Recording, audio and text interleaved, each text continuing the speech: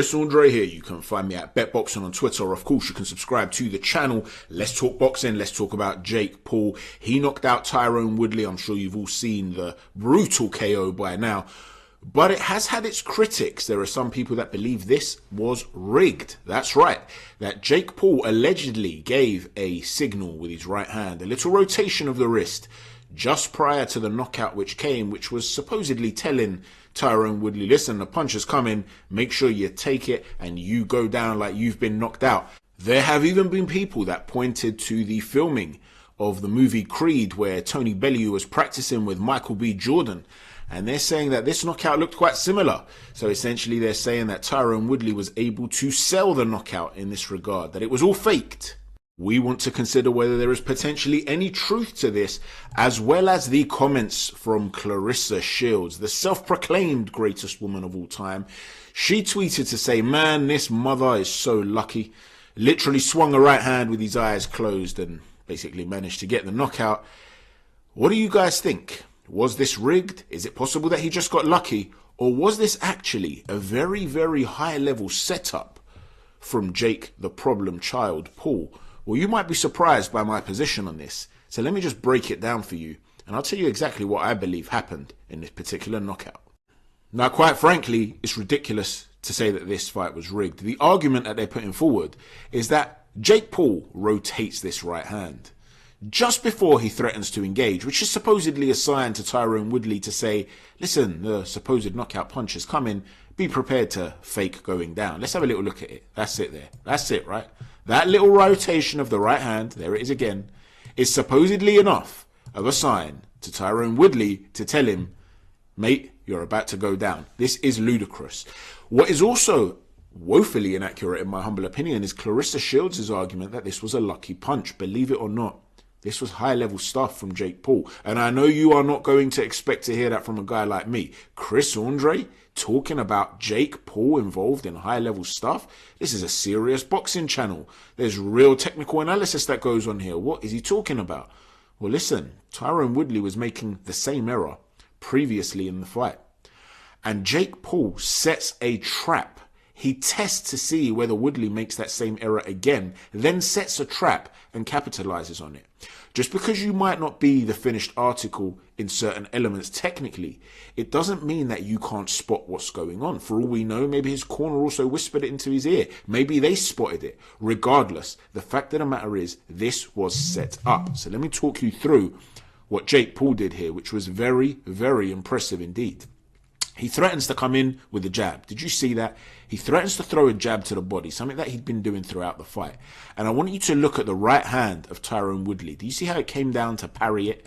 To pat the shot away. Let's look at it again. There. He parries down to knock the shot away. There. Now, the reason we know that this was a feint with thought behind it, and not just a blind feint. He wasn't just pretending to throw a jab just because he wanted to fill the space. He was looking to see how Tyrone Woodley would react because he steps out of range. He doesn't just throw it, he throws it and steps back, and he's looking at Woodley. In other words, is Woodley going to jump back? Is he going to bring his hand down and stay in that same position with his head still in the center line without him moving away, which is what he went on to do? Is Woodley going to try and counter me and throw a punch as I pretend to come down to jab? I'm not sure, so what I'm going to do is pretend to jab and then step back out. Let's look at it again. There's the feint, and he steps out. He's going to now shape up as though he's going to throw a shot to the body. This time it will be a power right hand to the body. A moment ago he came in low as though he was going to jab to the solar plexus. This time it's just going to look as though he's going to throw a wide hook to the body. Something he had done previously, and Tyrone Woodley lowered the lead hand when this happened earlier in the fight. And instead, because he knows that Woodley is going to react in this way, based on the previous patterns, he throws the shot upstairs. There. Now let's rewind. Here, this is before Jake Paul is going to set up to throw the shot. I want you to look at his eyes. He's clearly looking down at the solar plexus of Tyrone Woodley. This is the first step of misdirection. Then I want you to see how he's going to come in low. There. Look how he's shaped up as though he's going to throw to the body. The high guard of Woodley has come up.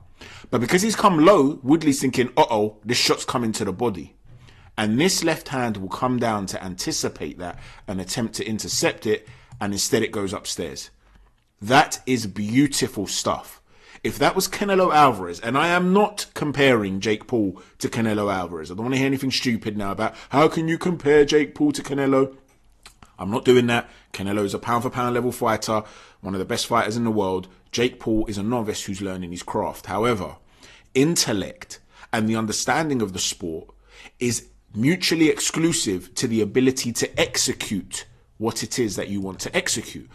I myself might be able to come up with a game plan to beat every fighter in history. It doesn't mean I am good enough to be able to execute that game plan, even if I know what it is that needs to be done in order to beat those fighters.